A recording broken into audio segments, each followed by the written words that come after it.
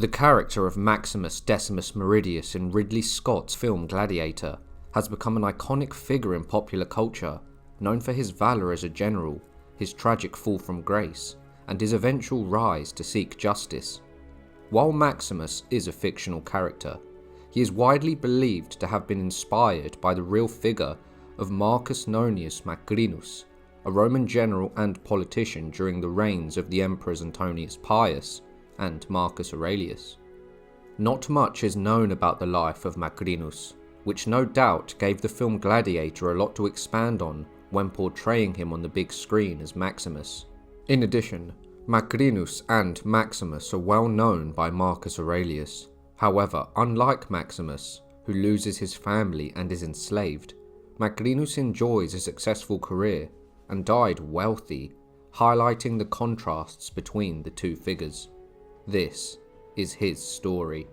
Marcus Nonius Macrinus remains a mysterious figure in Roman history, with very little known about his ancestry and early life. What we do know, however, is that he came from Brescia, a city in northern Italy, with a history stretching back over 3,200 years, making it one of the region's most significant centres since pre-Roman times. It is believed that Macrinus was born around the year 115 AD, but the details of his upbringing and family background are lost to time.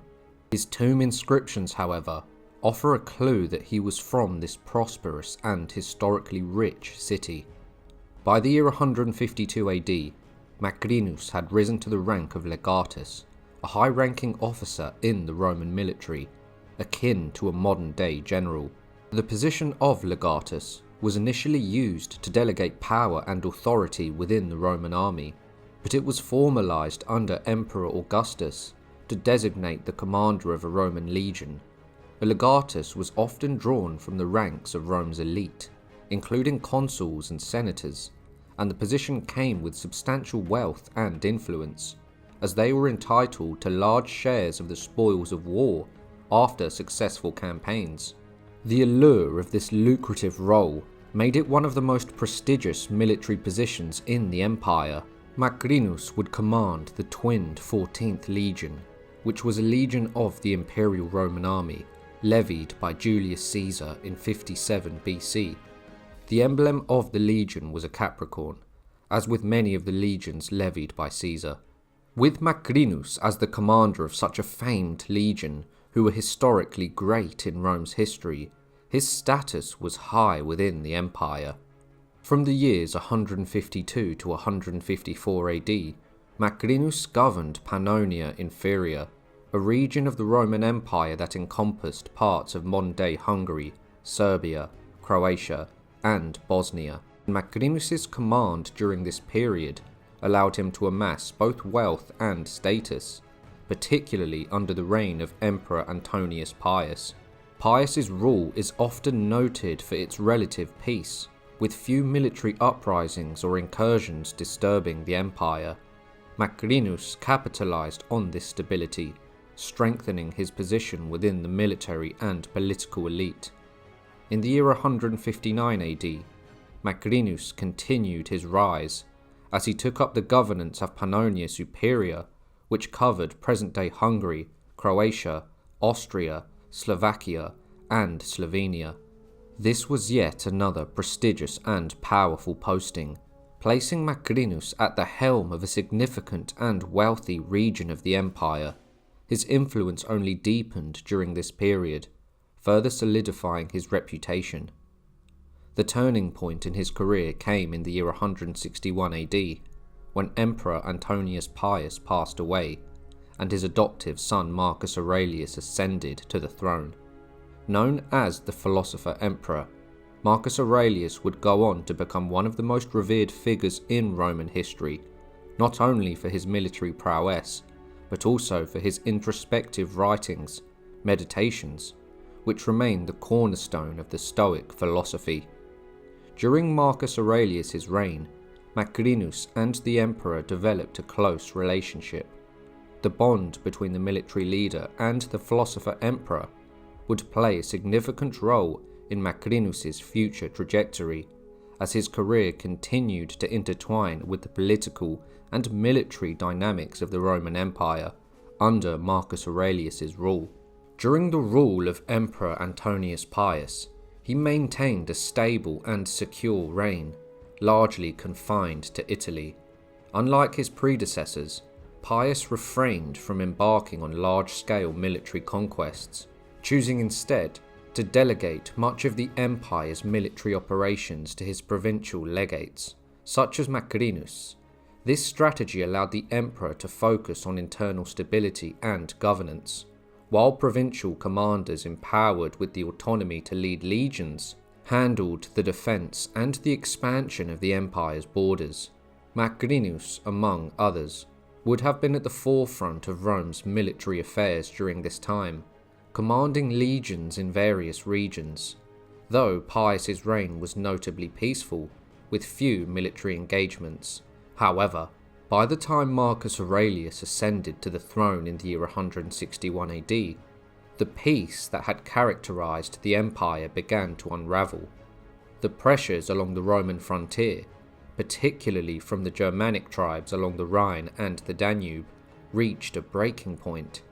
Faced with escalating incursions from these tribes, who sought to breach Roman territories for their own survival, Marcus Aurelius was thrust into a prolonged and fierce struggle to protect the empire's borders. The Marcomannic Wars, which erupted at this time, were among the most challenging conflicts during his reign, as the Roman legions were called upon to defend the empire's northern frontier against increasingly formidable and organised tribal coalitions. Although it remains unclear how much Macrinus fought in these wars, much like the fictional Maximus, it is plausible that given his rising stature within the military and his close ties with Marcus Aurelius, being his advisor, he would have been involved in some capacity. As the empire's defences were stretched, Macrinus, already a seasoned leader, would have likely been entrusted with critical responsibilities, whether directly in battle or in overseeing the strategic deployment of forces. His eventual ascension to higher military and political ranks suggests that he played a significant role in these turbulent times. By the year 170 AD, Macrinus had attained one of the highest honours in Roman provincial governance. He became the proconsul of the Roman province of Asia. This province was one of the most prestigious and affluent of the empire. Its vast wealth derived from a thriving economy and strategic position in the eastern Mediterranean. The role of a proconsul was significant. Acting as the governor of a province, he was tasked with executing the will of the emperor or consul, administering justice, and overseeing the collection of taxes. What we know about Macrinus as a whole is limited, with much of the information coming from the discovery of his tomb in the year 2008. The tomb, located near the banks of the Tiber River in Rome, was identified through Latin inscriptions on marble that marked it as the final resting place of Marcus Nonius Macrinus. The discovery of such an elaborate and well-preserved mausoleum was unexpected. Over the centuries, many ancient marble structures were dismantled, their stones repurposed for other buildings or crushed to make lime. But this mausoleum was saved by an unlikely force, a flood of the Tiber River. At some point after the tomb's construction, the river burst its banks and washed away parts of the structure, but the muddy waters preserved the architectural elements in remarkable condition. Buried beneath the Tiber's waters for centuries, the tomb's remains, including columns and other intricate details, were shielded from the ravages of time.